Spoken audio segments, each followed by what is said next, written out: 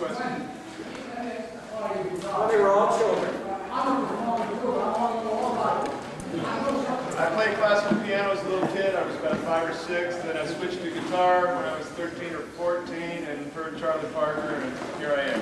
That's 2 sentences. That's good. Duncan? Thank you. So that's the way we're going to do it. Started music very young, guitar about 14 in Ohio, and I've been here for 20 years. Yeah, they've all been living here in the Bay Area, even though they come from weird places. Although here's the native San Francisco, right?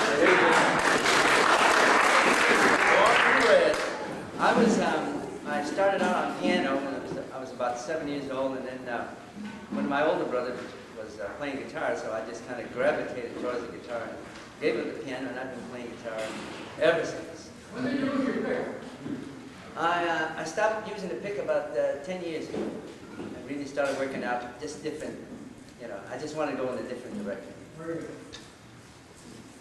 All right. Oh, he was never born, that's right. Oh, Seward. Well, I'm also a native San Francisco and have been ever since. And I started on trumpet, actually here in the Palo Alto schools, and ultimately found I couldn't get enough gigs on trumpet, so I switched to bass. I started out with a piano scholarship. I'm from Boston. I started out with a piano scholarship, and I studied harmony theory and timpani when I was still in high school and junior high. And then I quit high school, and I've been a professional musician since I was 15. Mostly on vibes, about 50% on vibes and 50% on drums. But I do theater shows and stuff like that too. Hey, did they let you go out of high school? I mean, Yeah, my mother let me go. She wanted to get me out of the house mostly. My parents are professional musicians. My father lived and died a musician, never had a day job in his life, and my mother's still playing at 80 years old. 2 nights a week steady at the Hotel Lennox in Boston. And she's been about 20-something years. She's a graduate of the Boston Conservatory. And so my family business is music. My brother was in it, my sister married a musician. We're all in the biz. All right, thanks. Any other questions that deal with something else other than vibe rap? Go ahead, Sam. Can you each tell us who were your biggest influences when you started, and then who influences you the most now? First, when you start, comes from being in class. They want to know. No, it's a difficult question to answer. It's, you know, I mean, it's so diverse, you know, the interests, the influences. Definitely Charlie Parker and John Coltrane would be my 2 major influences musically. But in terms of, I mean, just about everybody I've ever heard has influenced me greatly, and the people I play with equally or more so.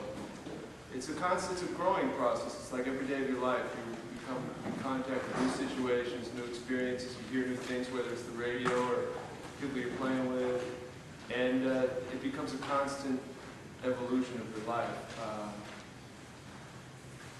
I mean, I could name 10 or 20 people that I have the heaviest influence by, but that should be pretty obvious just by listening to me. And it's always such a hard question to ask and to answer, because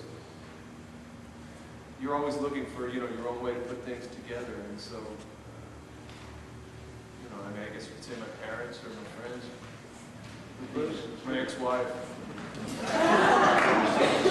certain type of a tune you would draw an influence from one person, and a certain type of tune you draw. Or the musical style as well, yeah. I mean, but that's all just comes from being open. You know, it's like the idea of practicing when you've only got your instrument in your hand. I mean, what a waste of, you know, I mean, when you're driving your car, when you're walking down the street, when you're laying in bed, when you're eating lunch, I mean, your mind, as long as you're hearing music and imagining music, you're involved in being influenced by, you know, your environment. And that's really ultimately what you become as a human being and as a musician. All right. Comment there, please? Well, are you finished, Sam? Did you Well, want to everybody, but I think I just nixed all their answers. Yeah, what he said. And you had early, some, like you said, John Coltrane and Charlie Parker. There's some, one in Jordan Wine or whatever. Okay. I guess the first guitar player was that I thought was great was Kenny Brokers. Because he looked the neatest, you know, he had the prettiest guitar. But then after that, everybody. Don't forget the Johnny Smith album. Yeah, right. He was on a, John was on a Johnny Smith album that my aunt bought me when I was 15. John was a great wild. So my first influence, of course, was Giovanni Pompeo back there. But no, I suppose my background is somewhat similar to Bruce's, except he's younger. And what? I was influenced by Charlie Christie with the Benny Goodman Sextet, because it was such a... I used to listen to Benny Goodman on, I think it was one of the first radio shows where Benny used the whole band. And then I remember it was around 1938 he introduced the sextet. And that's when I first heard Charlie Christie, and I was really influenced by that. Before that, I had listened to acoustic guitars, like George Van Epps, I don't know if you're familiar with George, Dick McDonough and Carl Kress, and also Eddie Lang, who's pretty amazing. And, I've heard, you know, I've heard some of the things that Eddie Lang did with Big Spider. But going through that, I think after I heard Charlie Christie, I just was really inspired to really start studying guitar. And then, of course, after that, I was Charlie Christie, you know, some of the other guitarists. George Van Epps is also a beautiful example of, I think, the epitome of using the chord structure of the guitar, almost like a piano. And he also developed a 7-string guitar. And George Van Epps was playing beautiful chord solos back in the 1930s. And it was so beautiful. That was another thing that inspired me. It was almost like a piano playing chords. So, and then of course one of my later interests was Wes Montgomery, who I think was the jazz guitarist. But of course I was like Pat Metheny. And I think Bruce, because he's like one of the young players who just, you know, coming up. He's an inspiration for a lot of the young players. Sam, does that help you out? Yeah. Good.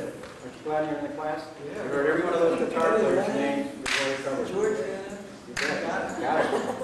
All right. Does that include the two guys in the back, or did you hear that? Well, I wound up working with a lot of guitar players over the years. With Good Stillman for 2 years, when I was with George Shearing, and then with Johnny Smith for a year and a half. And then I ended up my 21 years on the road with the Charlie Bird Trio, and of course the original great guitars. We toured Australia, we did the album over at Concord and all that. And along the way I worked with Dolores Alvo for about a year and a half, and I recorded with Jim Hall, recorded with Chuck Wayne, Dick Garcia, a lot of the ex-Shearing players, because it's all like a club. So I've wound up in either on vibes or on drums, being thrown in on dates a lot of times with guitar players. And no matter how much I hate them, I try to do my best.